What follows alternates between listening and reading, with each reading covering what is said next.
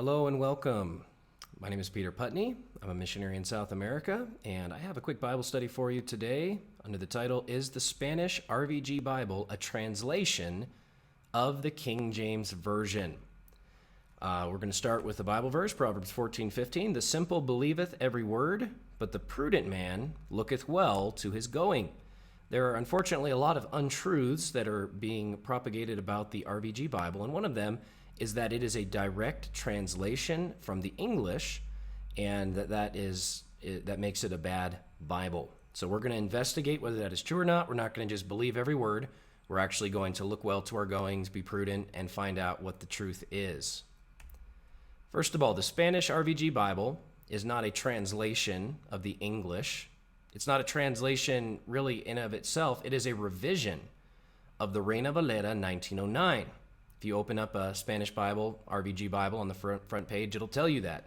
This is a revision of the Spanish 1909, which was the standard in the Latin world for about 50 years, until the 1960 came on the scene. Okay, so it's not a translation. That is a untruth. It's not a translation of the English at all. It is a revision of an existing Spanish Bible. If you look on the front page of the RVG, the primary sources referenced were the Reina Valera 1909, the Hebrew Masoretic text, the Textus Receptus, and the King James Version. There is not a translation in existence that did not consult other translations. Now, there is nothing wrong with the fact that the Reina Valera Gomez Bible consulted the King James Version in making its translation decisions. The King James Version is the best translation in English you will find. I believe it is God's perfect word.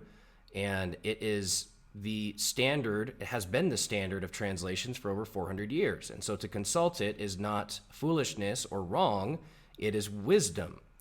And there is not a translation in existence that did not do the same. Unfortunately, most other translations consult corrupt Bibles, but praise the Lord, the RVG consulted the King James Version, and that is not a bad thing. So it consulted those four texts, the RV 1909, the original Bible from which it was revised, the Hebrew Masoretic, the Textus Receptus, and the King James Version.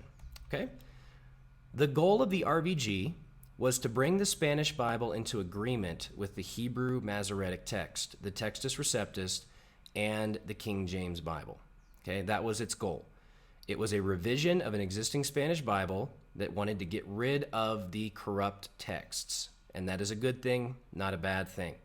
The 1909 departed from the Textus Receptus to follow the critical text in many different situations, and so the RVG was trying to get rid of that critical text and bring the text into agreement with the Hebrew Masoretic, Textus Receptus, and the King James. That's a very, very good thing.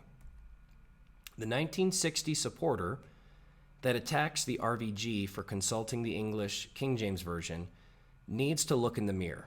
And I hate to single out the RV 1960 people, but usually they're the ones that present this argument and say, oh, no, we don't use the RVG because it's a translation of the English King James, and that's not good. They need to look in the mirror because their Bible did the exact same thing. The 1960 consulted multiple corrupt English translations during its formation, including the ESV, RSV, and the ASV. And we know this because the translators told us, just like the revisers of the RVG wrote in the front page what Bibles they consulted. We also have quotes from the 1960 committee of what Bibles they consulted. This is from Jose Flores' book, El Texto del Nuevo Testamento, page 232.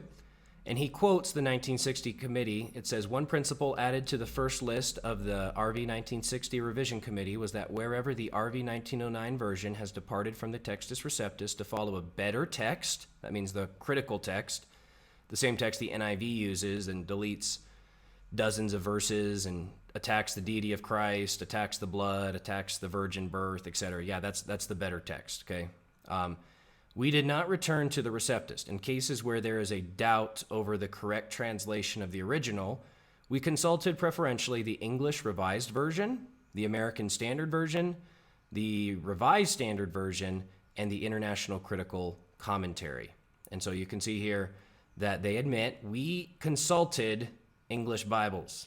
So they did exactly what the RVG did with the with the King James, except they were using very corrupt critical text Bibles. The influence of the ASV specifically is very obvious in the Reina Valera 1960. And I'll give you a couple examples of that. The word hell appears 54 times in the King James Bible. The same word, infierno, hell in Spanish, appears 54 times in the Reina Valera Gomez Bible. Obviously, like we know, the Reina Valera Gomez consulted the King James in many of its translation decisions. In the in the ASV, the word hell appears 13 times, only 13 times. In fact, out of the three Bibles, the RSV, ESV, and ASV, the ASV has hell the least. It has it only 13 times. It also appears only 13 times in the Reina Valera 1960. Coincidence? Probably not, especially since it's in the exact same places. If you look in the ASV, it translates hell only in these references here. Matthew 5:22, Matthew 5:29, Matthew 5:30, etc. 13 places in the Bible, and there's no places in the Old Testament it actually has hell. The exact same thing is true in the 1960. The exact same verses, the exact same amount of times, hell is translated. And it's very obvious the 1960 translators were following the example of the ASV when they decided to do this. Very, very example. I don't think this is a coincidence. Very good example. I don't think this is a coincidence. Also, the word unicorn appears 6 times in the Bible. It appears in Numbers 23:22, 24:8, Deuteronomy 33:17, Job 39:9, 10, and Psalm 92:10. Okay, unicorn is a word for a single-horned animal. It's not referring to a flying horse with a horn with wings. Okay, it's not a mythical creature. It's an actual animal, either living or extinct. It could be a rhino or something like that, possibly an extinct animal that had one horn. Okay, in the Spanish, in the King James, it said in Job 39:9 says, "Will the unicorn be willing to serve thee, or abide by thy crib?" And the point here is that the unicorn is a animal that you can't domesticate.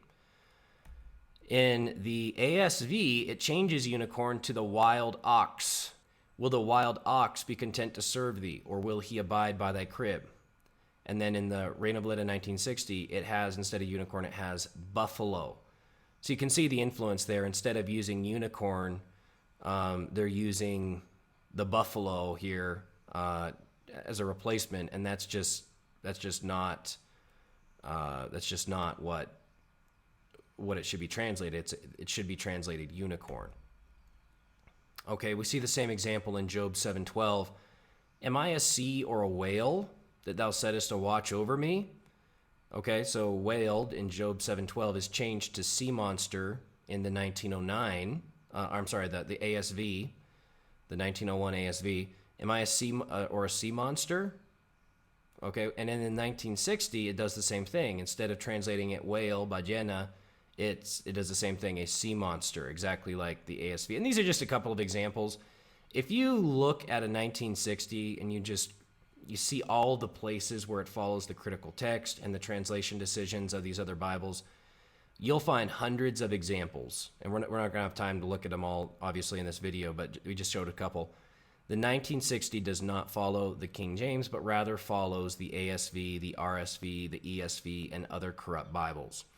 So we need to really look in the mirror if we are going to be upset that the RVG referenced the King James when it did the revision of the Reina Valera 1909, because the 1960 did the same thing. If you're going to be upset at the RVG, why are you using the 1960?